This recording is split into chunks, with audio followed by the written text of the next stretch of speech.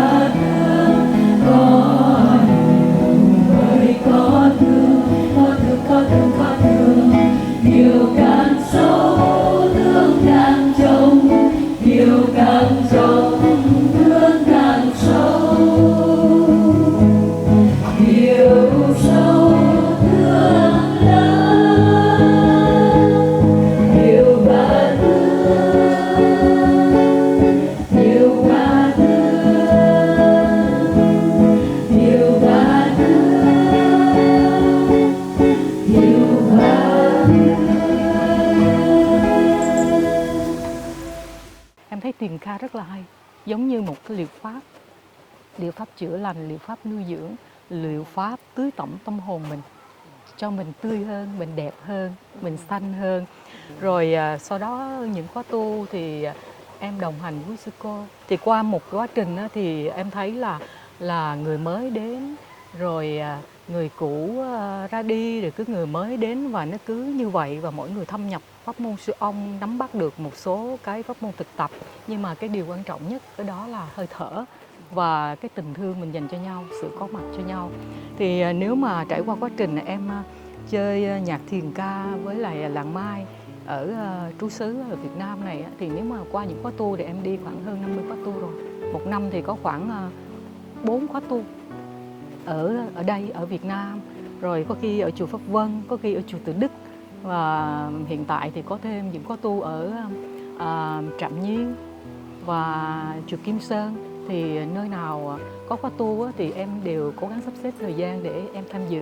Và từ khi em cảm nhận được pháp môn sư ông là cái nguồn sống của chính mình, làm cho mình tươi mới hơn, giống như mình sống thật sự là chính mình tìm về chính mình. Bởi vì ngày xưa mình chưa biết thở, mình chưa biết cười, mình chưa biết thế nào là thương yêu, mình chưa biết hiểu và chưa biết lắng nghe. Thì mình học pháp môn sư ông, mình biết nhiều cái, và cái điều đó nó rất là tốt đẹp cho bản thân mình, bình an cho mình. Và điều bình an đó có thể mình đàn, mình hát, mình lan tỏa cái bình an đến cho mọi người. Và trong thâm tâm em thì em nghĩ là cái điều gì trong khả năng mình có thể làm được thì mình làm, chứ cũng không phải là một cái nguyện gì lớn lao. Nhưng mà trong tim mình vẫn nuôi dưỡng và ôm ấp một cái ước mơ là mình muốn đem thiền ca của làng Mai, là những lời hát, đó là những bài thơ, bài kệ của sư ông và của quý thầy, quý sư cô, viết ra bằng cái sự thực tập, bằng hơi thở chánh niệm, và mình lan tỏa cái điều đó đến cho mọi người. Tại thiền ca đó là những bài thơ, bài kinh, bài kệ, những lời hát tưới tẩm nuôi dưỡng tâm hồn cho những người mới, những người trẻ, kể cả những người lớn tuổi như mình cũng rất là yêu thích thiền ca. Thì từ đó em thấy là thiền ca là một cái gì đó giống như pháp ấn đối với em để em thực tập. Để em thực tập qua cái thiền ca đó, và mỗi ngày em cũng cố gắng là nuôi dưỡng ước mơ đó, để cho mình đem cái niềm vui cho bản thân mình và cho mọi người qua thiền ca.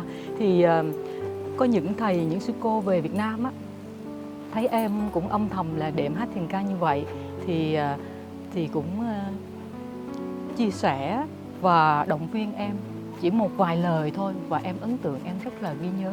Cái người đầu tiên chia sẻ động viên em đó là sư cô Tuyết Nghiêm.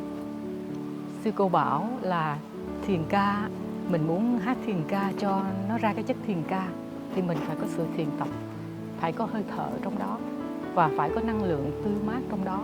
Chứ nếu như mình không có chất thiền, không có hơi thở, không bình an, không có sự tươi mát, thì mình trong lòng mình á, nó có nỗi niềm như thế nào mình sẽ hát ra như thế đó. Nhiều người khác cảm nhận điều đó là những cái điều không tốt, tại vì mình đều có những cái nỗi lòng mà gọi là đau khổ, hay là những cái gì đó nó chưa được buông thả hết. Thì sư cô bảo em là cố gắng thiền tập, thở, cười nhiều hơn, tươi mát hơn. Thì mà khi tâm hồn mình như vậy á, thì mình lan tỏa đến mọi người cái điều đó rất là tốt. Thì sư cô Tuyết Nghiêm là một người đầu tiên động viên em. Sau đó là sư cô Quy Nghiêm cũng động viên em, và sư cô Thi Nghiêm, rất là nhiều, sư cô Hoàng Nghiêm, rất là nhiều người thấy em có chất liệu và cũng động viên mình dùng cái thiền ca này để mình nuôi dưỡng chính mình, và mình có thể tưới tẩm, nuôi dưỡng cái hạt giống chánh niệm qua thiền ca đó đến cho tất cả mọi người. Và em cũng âm thầm em làm những điều gì em có thể làm được, và trong thâm tâm em, tăng thân ở Sài Gòn rất là nhiều tăng thân. Ngày xưa ít tăng thân lắm, bây giờ rất là nhiều và rất là đông, kể cả bạn trẻ, kể cả người lớn tuổi sinh hoạt rất là đông. Thì trong tâm em á, thì em hay quan niệm là những tăng thân nào mới ra thì em đều có mặt em yểm trợ. Tại vì những tăng thân mới gây dựng á, nó cần năng lượng, cần sự tươi mới, nhất là những bạn trẻ sẽ tìm đến tăng thân mới. Thì hầu như tất cả tăng thân ở Sài Gòn em đều đi qua hết, không có tăng thân nào em không có mặt từ hơn 17 năm nay. Tính tới bây giờ khoảng là hơn 11 năm em thực tập cái môn siêu âm, thì em đều có mặt với các tăng thân, và thi thoảng thì mình cũng quay lại mình xem các tăng thân đó sinh hoạt thế nào. Thì mọi người sẽ nhắc có tiếng đàn thì cảm thấy là hát thiền ca nó có tươi mới hơn, nó vui hơn, nó năng lượng, nó lan tỏa nhiều hơn. Thì em cũng cảm thấy rất là vui và ấm áp. Nhưng mà em thì em không thể đi hết tất cả các tăng thân, đi hết tất cả các khóa tu. Có những mùa Vu Lan, có những mùa lễ hội xuân, có khi là có những trú xứ của mình ở đây á, nó trùng nhau thì em không thể đi chỗ này chỗ kia, nhưng mà em đều sắp xếp là tuần này mình sẽ đi khóa Vu Lan ở tu viện này, tuần sau mình sẽ đi khóa Vu Lan ở tu viện này. Không có trú xứ nào mà có thể là có tổ chức thì em mong muốn đều có mặt để đóng góp với tất cả đại chúng, tất cả mọi người. Và cái điều đó em cảm thấy nó là một cái chuyện gì đó nó ngẫu nhiên, nó rất là bình thường đối với em. Thành ra em cứ âm thầm và em làm, em cảm thấy một cách tự nhiên, chứ không phải là mình cần cố gắng lắm. Nhưng mà để duy trì và đi được nhiều nơi, nhiều khóa tu, nhiều ngày quán niệm như vậy, em phải chọn một cái công việc của em là thật sự tự do, để khi nào có, khi nào cần là em đi. Tại vì có những ngày chẳng hạn như ra mắt sách hay là sự kiện gì đó, hay là hôm nay mình cũng đâu biết trước được đâu, có thể là báo trước 1 tuần 2 tuần gì đó, thì em đều dành thời gian ưu tiên hết tất cả những sự kiện, những ngày quán niệm, những cái gì liên quan đến pháp môn siêu âm, đến làng Mai, thì em đều cố gắng em sắp xếp. Cái đó là cái sự thực tập đầu tiên của em. Còn những công việc, tất cả những cái khác em đều gác lại, em cho nó là những cái gì đó có thể mình làm sau. Nhưng mà những sự kiện của làng Mai hay những ngày quán niệm, những khóa tu sẽ không bao giờ lặp lại lần thứ hai và có đúng như vậy nữa. Còn công việc hay những cái khác thì có thể mình dời, mình hoãn. Chẳng hạn như hôm nay ngồi với chị, nếu hôm nay em không sắp xếp hoặc là em bận công việc gì đó, em không đến, thì đâu có lần thứ hai giống như vậy. Nó sẽ là cái buổi khác. Thật sự là hôm nay là cái buổi ngày em đi làm, đi dạy, nhưng mà em cũng sẵn sàng dời cái buổi dạy đó việc làm đó, em dời lại hoặc em xin nghỉ để em có mặt ở đây với chị. Tại vì em rất là trân quý những cái có mặt cho nhau như thế này. Và giống như sư ông nói à, là cái sự có mặt cho nhau không có gì quý hơn tình huynh đệ. Thì em vẫn với chị cũng là cái người đồng hành trên con đường thực tập, trên con đường chánh niệm, con đường của sư ông. Thì con đường này là một cái con đường rất là đẹp, rất là bình yên. Nhưng mà muốn được như vậy, em biết chị cũng vậy và em cũng vậy, cũng trải qua rất là nhiều cái biến cố trong cuộc đời thì mình mới biết hơi thở, biết bước chân chánh niệm để mình tìm đến nơi nào cảm thấy là thật sự bình yên, hạnh phúc cho chính tự thân của mình.